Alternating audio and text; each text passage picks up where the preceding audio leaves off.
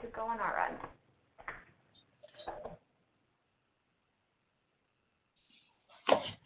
We're going to wait just one more minute. We've got a couple other alders we're waiting for.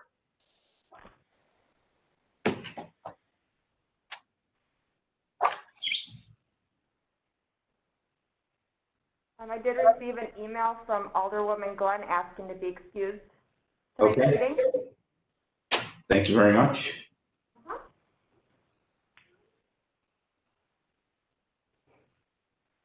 What the hell you just made?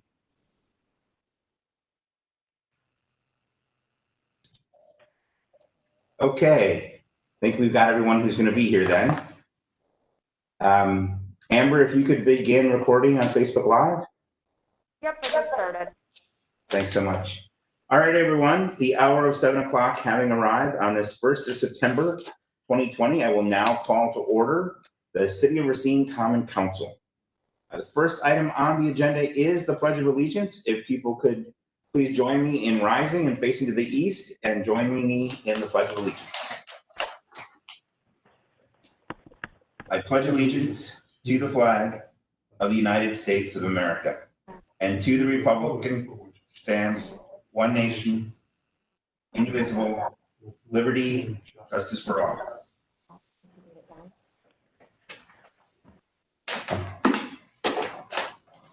Thank you, everyone.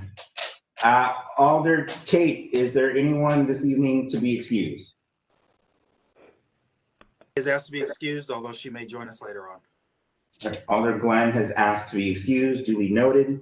Next item on the agenda is, oh.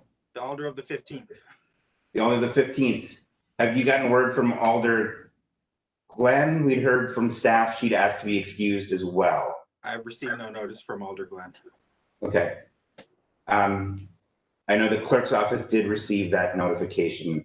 Amber, can you please confirm that? Yes, we did receive an email from her. I apologize for not emailing it out. It was a busy day today in the office. Okay.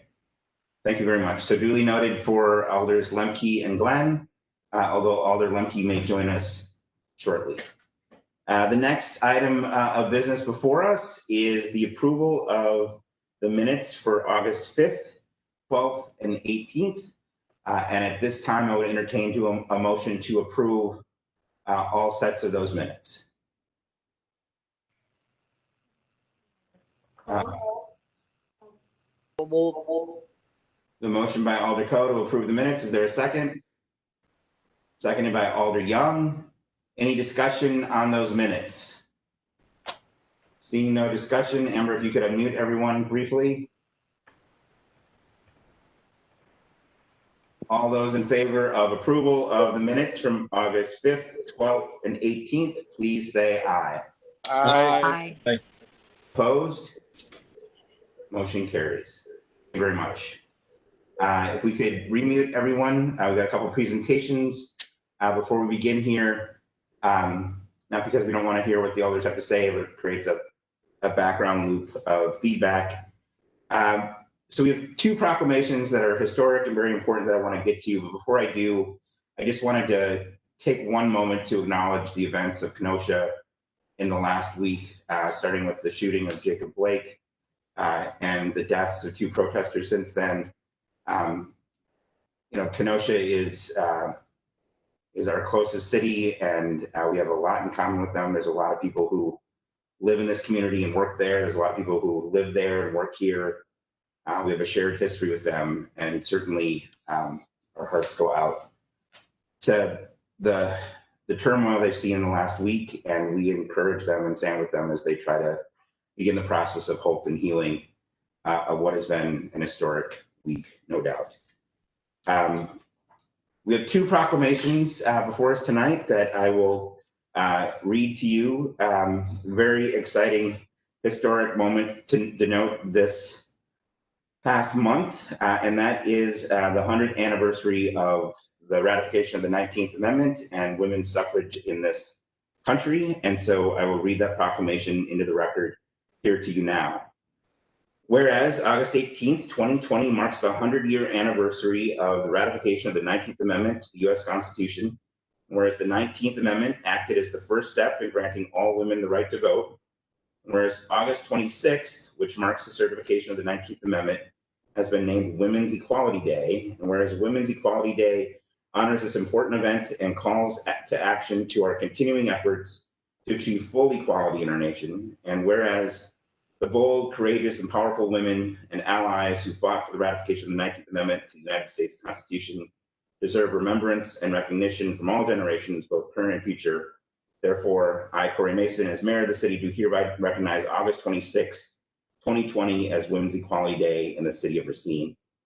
Certainly, Olympia Brown is a local figure that had a big part to play in that history, and we would be well to remember its impact both locally and nationally. The other proclamation we have is in regards to the Great Lakes St. Lawrence Appreciation Day. I will read that into the record now. Whereas the Great Lakes system, including Lakes Erie, Lake Huron, Lake Ontario, Lake Michigan, Lake Superior, and the St. Lawrence River, hold 84% of surface fresh water in North America. Whereas the city of Racine was founded on the shores of Lake Michigan and served as a main port for trade and travel for much of the 19th century. Whereas the Great Lakes and St. Lawrence River provide drinking water to more than 48 million Americans and Canadians. Whereas September 7th, 2020 marks the 8th anniversary of the signing of the Great Lakes Water Quality Agreement, which helped set out a shared vision for a healthy and prosperous Great Lakes region, in which the waters of the Great Lakes are enhanced, the livelihoods of present and future generations and Americans and Canadians. Whereas people greatly value the opportunity to live, work, and play in areas near water that are vibrant, beautiful, and life-sustaining.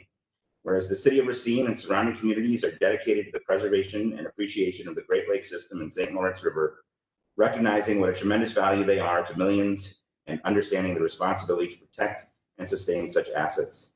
Now, therefore, I, Corey Mason, mayor of the city of Racine, do hereby proclaim September 7th, 2020 as Great Lakes St. Lawrence Appreciation Day in the city of Racine. Thank you, everyone, for letting me read those into the record. Moving on now, we have a presentation by the City of Racine Efforts to Address Equity and Disparities by Vicki Selko, Manager of Strategic Initiatives and Community Partnerships. This came at the request from Alder Miedema. And so what I'd like to do now is ask Amber to set up the presentation and hand over the audio to Vicki Selko. Great, thank you so much, Mayor. Thanks, Amber, for getting the presentation up, and thank you to Alder Miedema for asking for this update on our work as a city to address disparities and to work towards achieving equity. This is certainly incredibly important work that has been ongoing, that I and many other members of city staff work every day very hard to and devote ourselves to every day. So I'm excited to share these updates with you and to answer your questions as we move forward. You can go to the next. So just to give a few examples of the disparities that we talk about regularly at the city and that we confront in our community, there's certainly many examples that we could use, unfortunately. Just as a basic reminder, the city of Racine is approximately 22% African American and 23% Latino and Hispanic, and we view that diversity as one of our strengths here in the city. And certainly when we talk about disparities, we're not speaking just about race or ethnicity, but those are some of the places where we certainly see disparities more frequently than others. We have large inequities in our community based on race and ethnicity that cut across multiple indicators for success, including education, jobs, housing, health outcomes. And so tonight we want to share some of the work that we're doing to address these disparities. A few of the metrics or the statistics that we think about regularly here are, the first one is the number of adults in our community who don't have a high school diploma or equivalent. Well, there's a large number of adults who don't have that credential, who haven't attained that credential. When you break those down by race and ethnicity, you see the disparities even more starkly. 81% of the city's African American residents have attained a high school diploma or equivalent, and 61% of the city's Latino or Hispanic residents have obtained a high school diploma or equivalent. Certainly everyone is familiar with our unfortunate distinction of being the second worst community, and this is a county ranking. It's important to note that. This is a ranking from Wall Street that has an analysis, a private analysis of several metrics around education, income, health, incarceration, and achievement gaps between whites and blacks and Latinos, but primarily whites and blacks. to assess really the race-based gaps. And so those metrics are ones that we're familiar with and we talk about regularly here. When we think about home ownership, which is one of the metrics used in that second worst analysis, recent data from 2019 of who got home purchase loans, who got a loan to buy a home in our community in Racine County in 2019 shows stark disparities among African Americans and Latinos compared to white residents in terms of who's able to buy a home or who successfully bought a home in our county in 2019. And we also think about with disparities, we certainly also think about the city's workforce and our own efforts to ensure that the workforce represents the community that we serve. So as just one example of these statistics or these metrics, 13% of our city's workforce is African American. Out of our police and fire workforce, that number is only 8%. Out of our city workforce that's not in public safety, who are Latino and Hispanic, 11% of our workforce is Latino or Hispanic. And when you look just at police and fire, that number drops to 9%. So we have considerable disparities there that we are all working to address. You can go to the next slide. I'm going to highlight tonight some of our efforts that are in progress around some key areas we've been working on. And I'm going to go through each of these with just a little bit of detail, and I don't want to take too much time on your agenda, but I do want to lay these out for you so you can see all that's in progress on these areas, and then also certainly happy to answer your questions. Just to note, with all of the efforts we'll talk about tonight, there are certainly lots of other areas that where disparities exist in the community around mental health, job creation, college graduation, et cetera.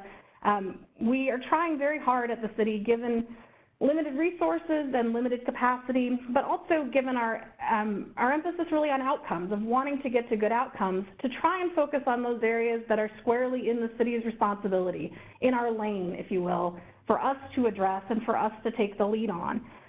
We partner actively with other entities like Gateway Technical College, Racine County, and divisions of Racine County, including Racine County Human Services, the United Way, and others, where they might take the lead on a particular issue, and we might play a more secondary role. But there's certain issues where we are trying very hard to have the city be the leader on those and to really to move forward and make measurable progress on those issues.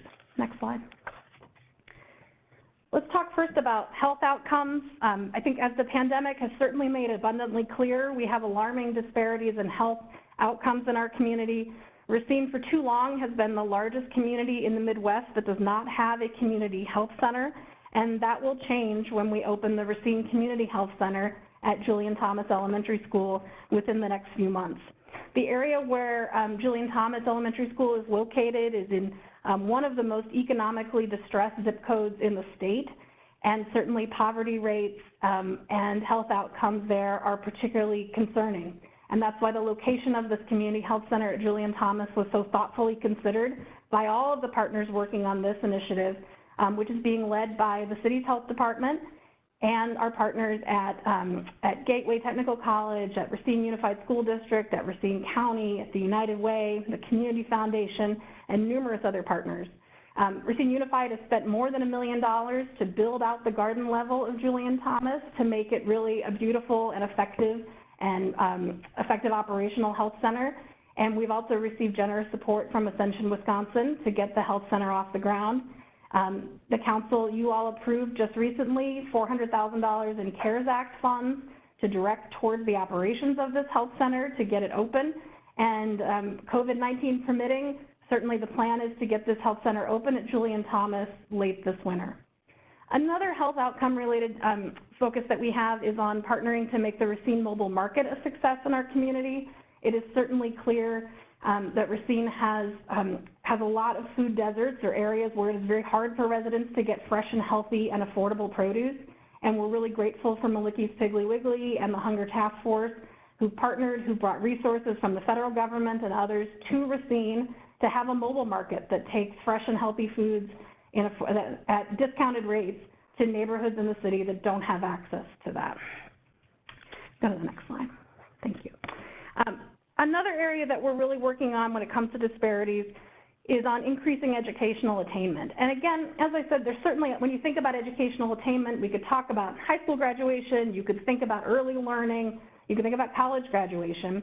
We're trying to focus at the city our efforts on increasing high school diploma achievement, or high school diploma equivalency. And we competed last year successfully to be part of what's called the What Works Cities cohort nationally. This is funding from Bloomberg Philanthropies, the Ballmer Group, the Bill and Melinda Gates Foundation, and others.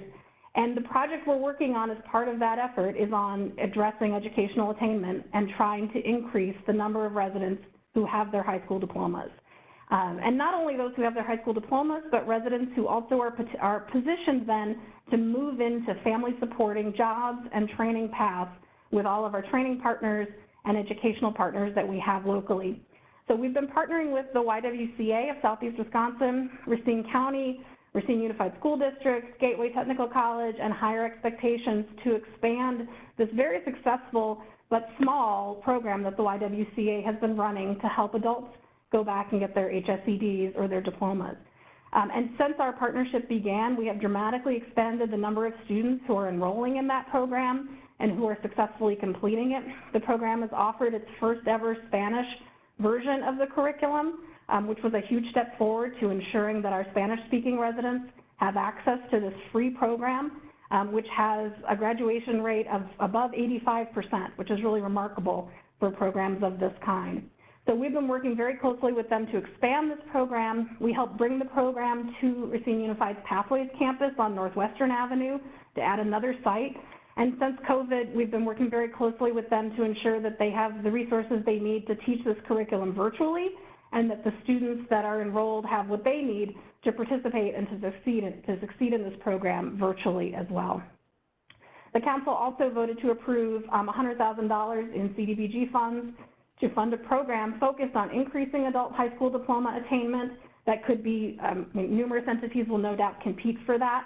So and I'm not part of that process, so I don't know who will be selected for that once that RFP is made available, but that's another sign of our effort to say, this is incredibly important to ensure that our residents have this basic credential they need to compete in the labor market, and that they're connected meaningfully to post-secondary education and training that are going to get them and their families on a path to more stability and to family supporting jobs. As you also know, another area of tremendous emphasis for the city is on improving our rental housing and providing additional protections to tenants. 46% of the city's residents are renters. That's considerably higher than the state average. State average is 33%. And we know that out of the city's renters, fully 35% of them are African American. And we also know that we have very old housing stock. We have housing stock that may have higher than average condition issues and deferred maintenance, which means that there are many renters who've shared with us they're not living in safe or healthy housing, and we are working very diligently to turn that around. We know that stabilizing and improving our housing stock is particularly important for our residents of color, and we also know that there is a link between housing and health, and that if we want to ensure stable workers who don't have to worry about their housing and can focus on their jobs, and if we want to ensure that we have healthy residents, we need to first ensure that their housing is safe and healthy. So the rents ordinance, which was approved by the council late last year as part of the budget, is being fully implemented. The website is now live for that. If you haven't looked at it yet, I would encourage you to take a look at it. Property registration is underway. In our first week of response to a mailing that went out about 2 weeks ago, we already have more than 1,000 properties registered, which will give us tremendous amounts of data and information about property owners in the city, about who they are, where they are, and most importantly, how to contact them if there are problems with their property that we're trying to deal with. We also put additional protections against retaliation in place as part of those ordinances. And we're getting national assistance from the Behavioral Insights team, which is also part of our What Works Cities grant and part of that initiative, to really figure out, in partnership with Higher Expectations, how do we help tenants in the community overcome the barriers they face to reporting code conditions. Many of those barriers are certainly tied to the health disparities and other disparities that we've been talking about. We hope that proactive inspections that were also envisioned as part of the rents ordinance, that once COVID is behind us, or at least is under control, we'll be able to really fully launch those proactive inspections.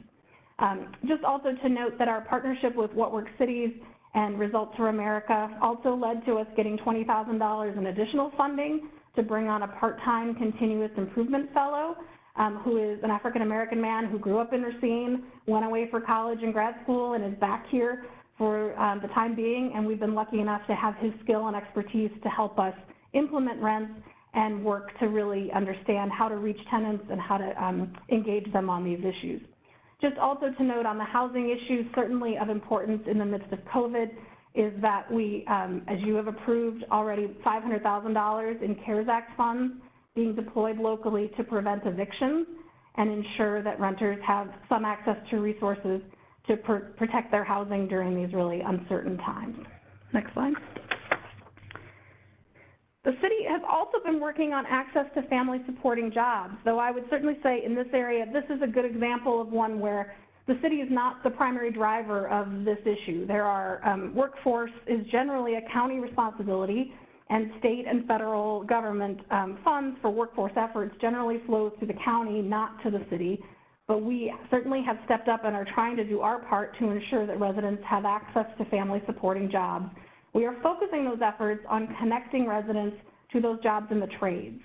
A contract with the Wisconsin Regional Training Partnership, WRTP, Big Step, is now in place, and they are working with us to establish processes both for contractors to understand the Racine Works requirements about hiring local or unemployed or underemployed residents, assisting those contractors with finding and connecting to residents, getting those residents certified so they can be part of these projects, and really making sure that contractors are meeting those local hire requirements that are in our Racine Works ordinance. So this is one as well where these paths, we recognize that the trades hold many family supporting jobs that we want to ensure our residents get access to and get the training and support they need to succeed in those. And that's part of how we're going to help overcome some of these disparities on both income and jobs that our residents are facing. Next slide. Related to that, we have heard from so many community residents and nonprofit partners that there is a tremendous need to help residents address both income issues, from basic budgeting issues to more complex issues around how do they build wealth and pass it on. And in the middle of that is how do we make sure they improve their credit enough to become to own a car, to buy a house, to become an entrepreneur. 27% of residents in the community have subprime credit, which means it's going to be very hard for them to access those sorts of opportunities. And the mortgage origination numbers show stark disparities for African Americans and Latinos. So it's clear that to accomplish our goals around minority home ownership and to dramatically address that particular outcome, we needed to take a step back and really ensure that residents have the professional help they need to improve their credit, to get banked, to build savings, to reduce debt, and we needed to take a big step to make that happen. This December, we will launch the Racine Financial Empowerment Center, which we've been working on for more than a year. This center will provide free professional financial counseling to Racine residents as a city service. This will be the first FEC in Wisconsin, and this is a national effort that's happening in cities across the country. It just hasn't hit Wisconsin yet, but it will when we open the doors of the Racine FEC later this year. This is a partnership between the city and Housing Resources, Inc., HRI, and we have 15 other community partners who have signed on to help make this a reality. We're just about to hire the first 2 counselors for this Financial Empowerment Center, and we have secured $150,000 in match funding from our national partner to make this a reality. Related to that, and certainly something where the FEC, the Financial Empowerment Center, will be critical is in improving our goals around minority home ownership and really ensuring that all residents in our community have access to that opportunity to both have a home of their own and to build wealth that they can pass on to their families. So we began that work with a pilot around of a land bank to really to start to address properties that are in tax foreclosure and get them into the hands of people who want to fix them up and become homeowners, and also to get those properties back on our tax rolls. Related to this is the funding that you approved recently to direct more than $500,000 in CARES Act funds to prevent foreclosures among city residents. We hope that the RFP for those funds will be out shortly, and we're really envisioning most of those funds going to protect homeownership among city residents. Bill Bowers has shared that in the last recession in 2008, 2009, we had more than 2,000 foreclosures in the city. We want to do everything we can to prevent that and to not have a slide backwards among residents who have managed to achieve that dream of owning a home. We want to take steps forward. So we both want to prevent foreclosures among city residents in the midst of COVID, and we also want to take steps forward in this area. Our Financial Empowerment Center will certainly be critical to that effort, and our partnership with Housing Resources, which provides home counseling and education for first-time home buyers, it's certainly very deliberate that we're partnering with Housing Resources to launch the Financial Empowerment Center, because we really envision residents getting the counseling and financial training and education they need from the FEC and being handed right off to HRI's other wing of the home buyer counselors who will help them take that next step and become homeowners in our community. Police reforms, Alderman Minkma asked that I make sure and cover what we've done on police reforms and where we're at with that. So let me give an update on this. Mayor Mason announced immediate actions and commitment to reforms on June 10th. And since then, we've had a flurry of activity around this to achieve what he laid out and what the community has been calling for around these issues. We did pledge in June that we would stand up a new website to increase transparency of the police department policies and also of our police reform efforts. That website has been live now for quite some time. If you haven't checked it out, I would encourage you to do so. We have contracted with Payne and Fraser for expert facilitation and communications and really community engagement assistance around these issues, and they've been a tremendous resource.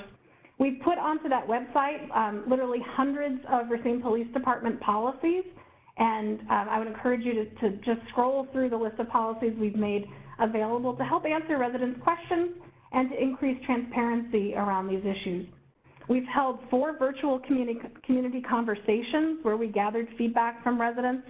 More than 200 participants participated in those community conversations.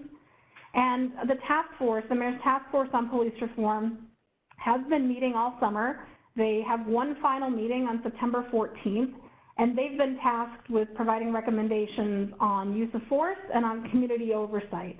And we're looking forward to seeing their final recommendations in just a couple of weeks. There is a community survey on police reform that has been launched. It's been out in the community for several weeks now. It has more than 1,000 responses, but we want more. And we particularly want more from African American residents and Latino residents. We've made the survey available in Spanish as well as in English. And I would really encourage you, if you haven't publicized it yet to your constituents or for those watching, that survey is available on the RacinePoliceReform.org website in both English and Spanish. And we really would encourage city residents to complete that anonymous survey and provide feedback. The mayor pledged in June that we would also join GARE, the Government Alliance on Race and Equity, and we have done that. GARE is going to provide a tremendous amount of resources for us and expertise on an array of topics related to equity and diversity, and we're looking forward to working with them and learning what they have to offer us in terms of technical assistance, expertise, and other resources around not just police reform, but all of these other issues. The Racine Police Department is also receiving racial intelligence training in September. That's through the Racial Intelligence Training and Engagement, the RITE, R-I-T-E Academy. And that training, if you look at their website and what that training will look like, you'll see quite a bit of detail on the kind of training the police department will receive, which I think will really be responsive to many of these issues around diversity and inclusion and equity. We've also really engaged the Affirmative Action and Human Rights Commission, which Alder Land chairs, to help promote these activities in the community and to help become part of the oversight and the continuing conversation as we move this work forward. We also can't talk about inclusion or diversity or equity without also making sure we talk about LGBTQ issues and inclusion and diversity there. We have a continued partnership with the LGBT Center of Southeast Wisconsin on these issues, and I've been very grateful for their partnership and their work. We have designated an LGBTQ liaison both in the mayor's office and in the Racine Police Department. And the work that we did last year on these issues increased our score on the Human Rights Campaign's Municipal Equality Index by 45 points. This was one of the top 3 highest score increases in the country last year, and is really a testament to the ongoing work we're doing to ensure that we include and take into consideration our LGBTQ neighbors as part of all of these conversations. The city does have a sustainability and conservation coordinator, Kara Pratt, who is leading our efforts on racial equity in climate resilience planning, because certainly there is a link between racial equity and environmental justice as well. She has hired 4 fellows who she secured grant funding to hire, and they're currently conducting a community needs assessment to really gather residents' experiences on a range of issues, that's sort of with an umbrella of environmental concerns. That survey is still live. It was shared on the mayor's page yesterday, and I believe Kara sent that also to all alders as well, asking you to share that and help engage residents on those issues. Kara and her team are really working to use that data for future grant funding to ensure that our sustainability efforts are serving communities that are our diverse communities throughout the city. And she's relying quite a bit on and using Detroit's Sustainability Action Agenda and ensuring that all of her work on environmental justice and climate resilience planning leads with racial equity as well. Certainly last but not least, certainly not least, I want to just also mention there is work that we are doing that is critically important around addressing equity and disparities in our own workforce. I shared 1 or 2 statistics at the beginning of this about African American and Latino representation among city employees. We have a long way to go to ensure that the city's workforce reflects our community, not just in terms of race and ethnicity, but gender and other measures as well. So the mayor has directed the HR department and our Affirmative Action Commission to work to revise our affirmative action plan into an equitable workplace plan that will really take into account and share information on hiring, on retention, and also have each department setting short and longer term goals about their own workforces around both hiring and retention and inclusive workplaces. And we'll be sharing all of that publicly so the public can help to hold us accountable as we do this work.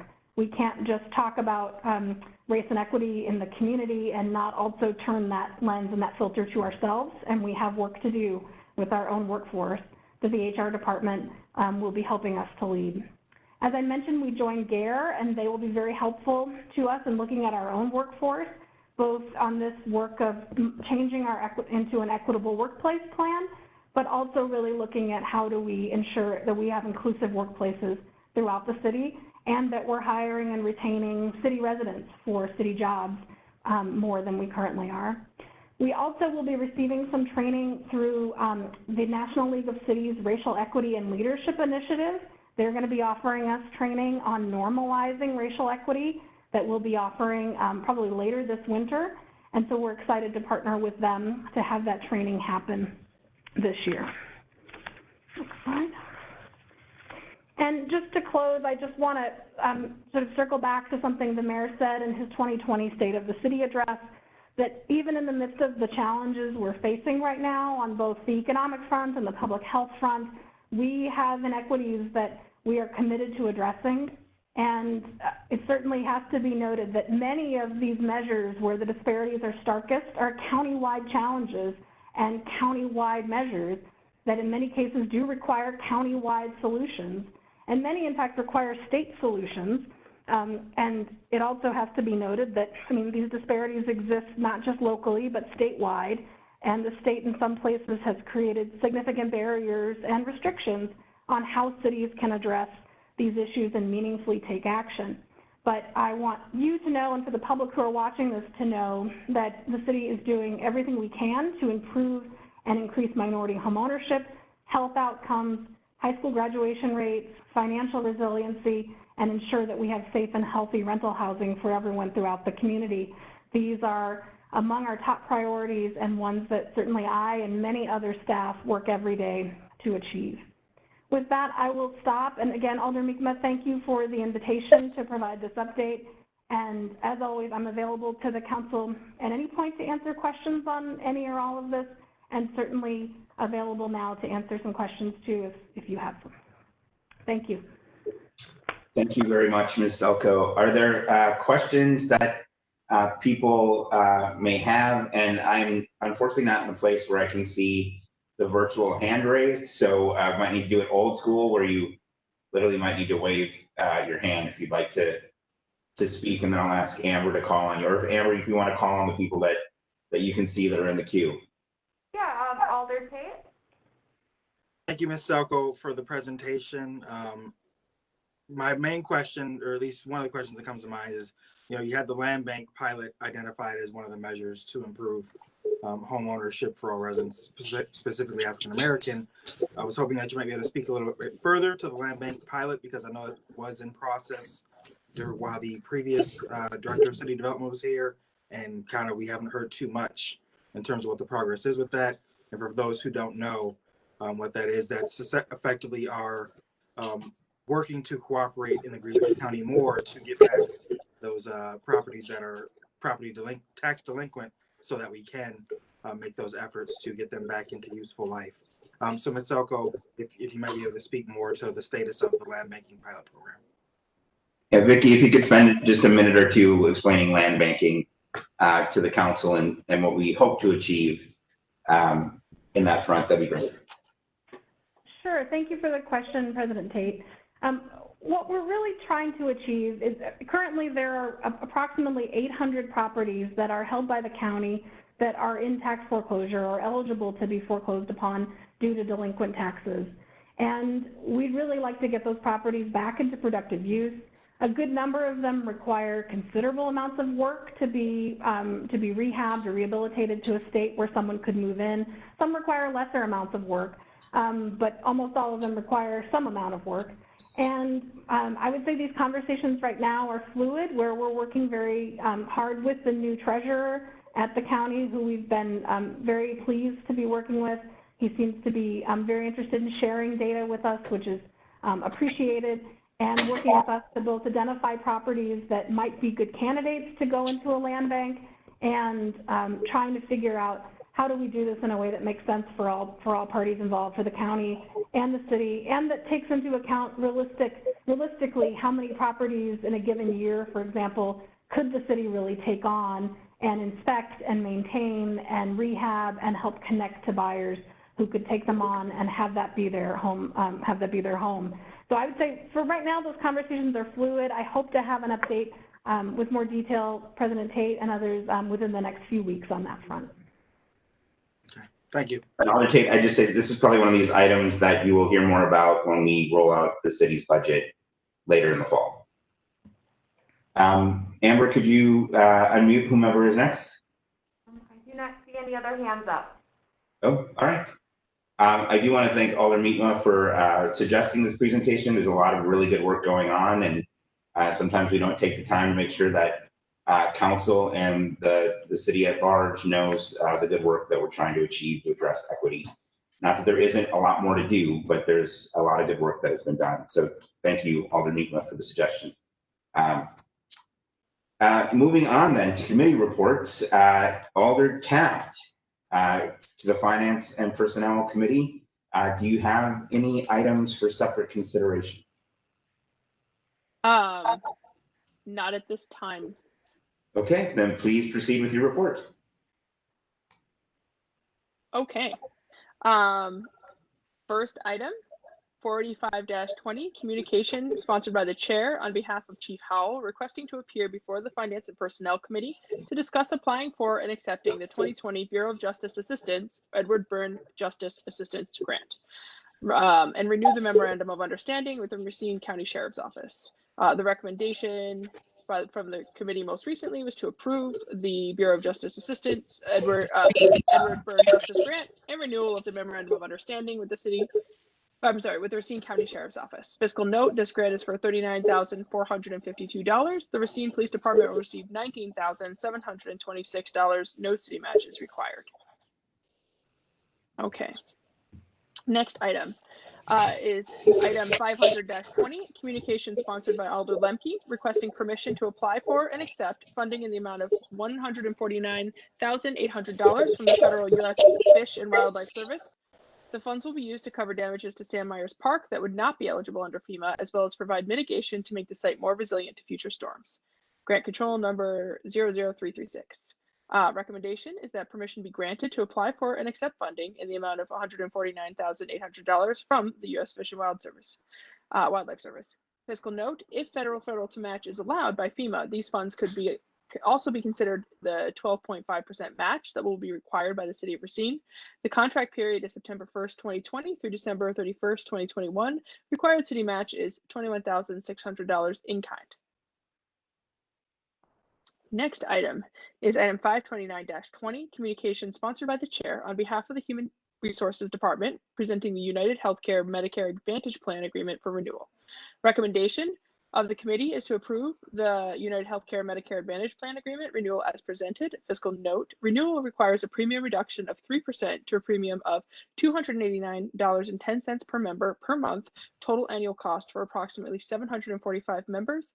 This is $2,581,085.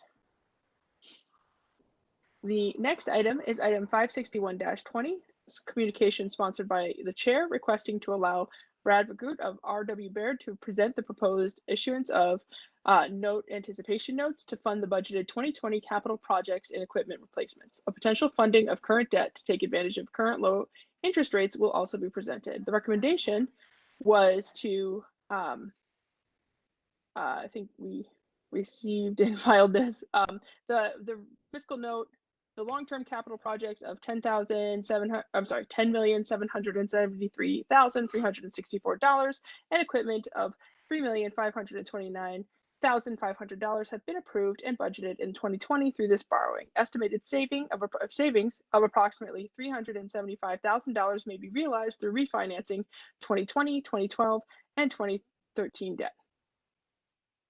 So. Okay. And Alder Taft, that concludes your report? It does. Thank you very All much. right. Again, I can't see the virtual hands at this point. Amber, does anyone have their hand raised for questions or separate consideration under the Finance and Personnel Committee? I do not see any hands raised. All right. Well, then without objection, we will add these items to consent agenda. We'll now move on to the Public Works and Services Committee by Alder Jones. Alder Jones, do you have any items for separate consideration? No, I do. Please proceed with your report. Thank you.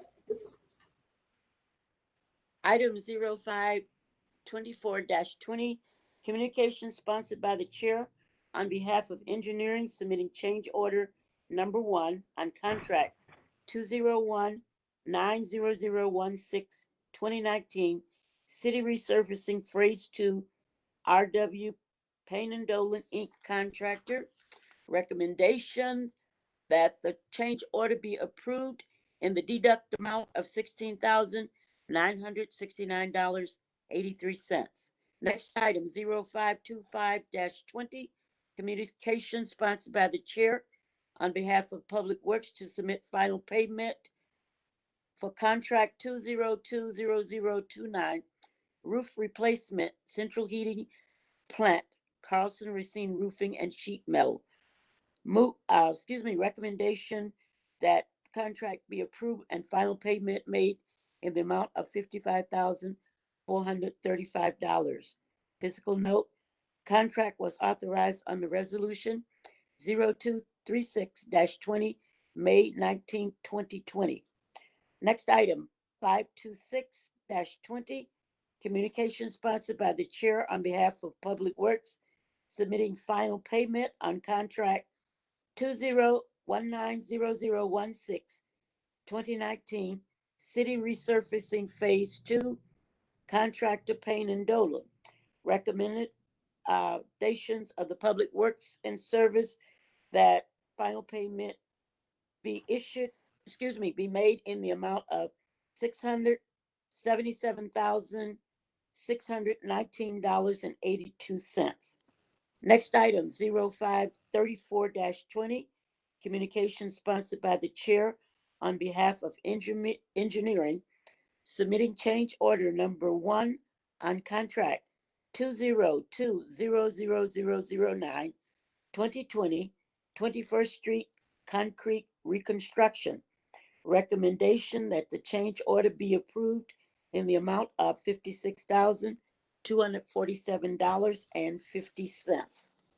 Physical note: Contract was authorized under Resolution 0205-20, April 20, 2020. Next item, 0535-20, communication sponsored by the chair on behalf of Park, Recreation, and Culture Services, requesting permission to meet with Public Works and Service to discuss increasing the budget cap for the Smith Group Assistant contract in the city of Racine FEMA shoreline shoreline project. Recommendation to approve the $12,000 increase from 23,000 to 35,000 to cover the project work remaining. Physical note, funds for this increase of 12,000 are available in account 45-140 52-100 40009. Next item, 0562-20, communication sponsored by the chair on behalf of Public Works, submitting bid results for contract 2020057-2020 Ohio Street Lighting. Recommendation that bid for contract Ohio Street Lighting be awarded to MP Systems at its bid price of $196,623.90, it being the lowest responsible bidder. Physical note, funding for this work is available in Art Object 54040-57520, replace city circuits. Item 0563-20, communication sponsored by the chair on behalf of Robert Cruel, Walden 3 Middle High School, directing principal requesting permission to close off the south sidewalk of Rupert Boulevard from Chicago Street West to the cemetery during the 2020-2021 winter season. Recommendation that the Racine Unified School District be granted permission to close off south sidewalk Rupert Boulevard from Chicago Street West to the cemetery from December 1st, 2020 to April 1st, 2021, with the requirement that the Racine Unified School District holds the city of Racine harmless from any and all injuries caused by conditions of the sidewalk related to this closure. Physical note, there will be no cost to the city of Racine in granting this permission. Item 0564-20, communication sponsored by the chair on behalf of engineering, submitting a contract between the city of Racine and WISDOT for state project ID 2703-9-01, 2171 North Main Street to Gould Street to Melvin Avenue. Recommendation that the mayor and the city clerk be authorized and directed to enter into a two-party agreement with the Wisconsin Department of Transportation for the reconstruction in the amount of $2,857,850, with the city's share being 20% or $645,350, and the state share being 80% or $2,212,500. Physical note, funding for the city's share of $645. No, excuse me, $6,045,300. Not saying that right. $645,350, and will be included in the 2021 to 2030 capital improvement program. Next item, 0565-20, communication sponsored by the chair on behalf of engineering, submitting change order number 1 on 2020028 Tyler-Doma Community Center HVAC replacement.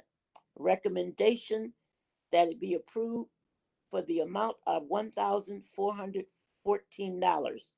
Physical note, Funding to cover this cost of the $1,414 change order is available in Building Improvements account 4505057200. The next and final item is 0566-20, communication sponsored by the chair on behalf of Public Works to submit final payment on contract 201-80135 constructed home 1521 Packard Avenue. Recommendation: resolved that the work done by Double D Construction, Inc. at 1521 Packard Avenue be accepted and final payment authorized for a total contract amount of $229,770. Final payment to include retainage. Physical note: contract 201-8013 was authorized under Resolution 1243-18 dated December 18, 2018. Funds are available in Ort Object 20007 57400. That concludes my report. Alder Jones, thank you for that very thorough report. Amber, to the clerk, are there hands raised for questions or separate consideration requests? Alder Tate has his hand raised. Alder Tate? Body. Just want to alert the body that Alder Levy got disconnected and is trying to rejoin. Oh, okay. Amber, if you could try to reach out to Alder Levy. Seeing no other requests for separate considerations or questions, I will move the balance of this report onto the consent agenda. Moving on now then to Planning, Heritage, and Design Committee. Alder Young, do you have any items for separate consideration? Not at this time, Mr. Mayor. Please proceed with your report. All right, out of two items. The first item, 0557-20, request by Decresia Thai seeking a conditional use permit to operate a barbershop at 1919 Mead Street. Recommendation of the Planning, Heritage, and Design Commission is that based on the findings of fact, this be approved, subject to conditions A through E. Item 0559-20, request by Hill Properties LLC seeking an extension of an approval of a conditional use permit to establish a discount tire store classified as a garage for repair and service of motor vehicles at 509 Washington Avenue, that the request by Hill Properties be approved subject to conditions A through C. And that completes my report. Are there any questions for Alder Young or requests for separate consideration? Seeing none, we will put those items onto the consent agenda. And is Alder Levy back with us? Oh, there she is. Great. Welcome back. The last report is the Office of the Mayor report. Alder Tate, do you have any items for separate consideration? Receive no requests. Please proceed with your report, sir. Item 0551-20, communication sponsored by Mayor Mason, submitting the following appointments. Alder Young to the Transit Commission with a term to expire on April 19th, 2021. Alder Santiago to the Douglas Avenue Business Improvement District with a term ending December 31st, 2020. And Carl Hubbard to the Police and Fire Commission with a term ending April 30th, 2025. Item 0571-20, communication sponsored by Mayor Mason to apply for and accept supplementary grant funding from the Center for Tech and Civic Life. Recommendation that the mayor and city clerk be authorized to accept supplementary funds in the amounts of $657,000 to be primarily used for absentee ballot coordination, collection, and processing associated with the November 3rd presidential election. There is no city match required. And that concludes the mayor's report. Are there any questions or requests for separate consideration? Amber, are there any hands raised? I do not see any hands raised. Seeing none, we'll add these items to the consent agenda. Just so people know, I made an error when I put Alder Young on the Transit Commission. He's already there. I intended to name him chair. I will have to do that at the next meeting. But people are wondering why he's there already. That is my mistake and my apologies. With that, we will move on to the consent agenda. Alder Kate, at this time, I'd entertain a motion to approve the consent agenda. Move to approve. Is there a second? Seconded by Alder Horton. Amber, if you could unmute everyone briefly. All those in favor of, oh, hang on, let me give her just a minute. I'm trying to go as fast as I can. Yep.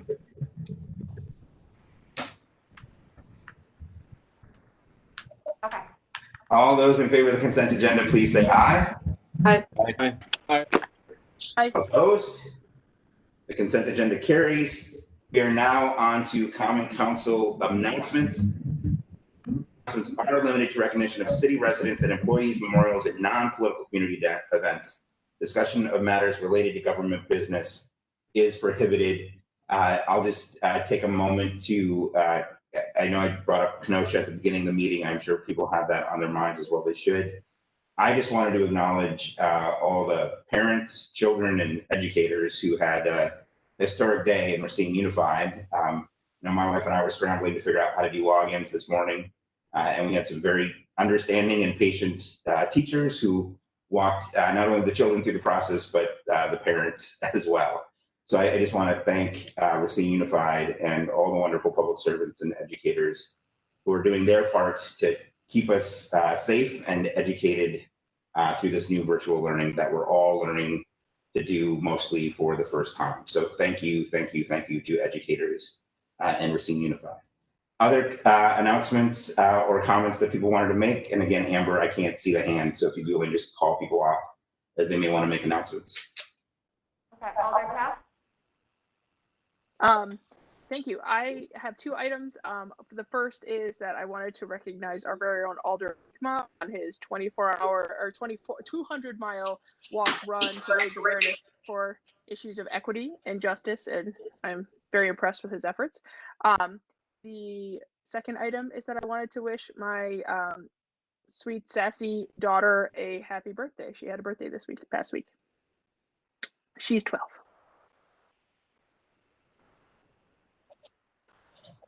Amber, is there anyone else with a hand raised? I do not see anyone else's hand raised at this time. All right, in that case, if you could unmute Alder West. Alder West, at this time, I would entertain a motion to adjourn. Move to adjourn. Is there a second? I see multiple seconds. All those in favor of adjourning, please say aye. Opposed? We are adjourned. Thanks, everyone.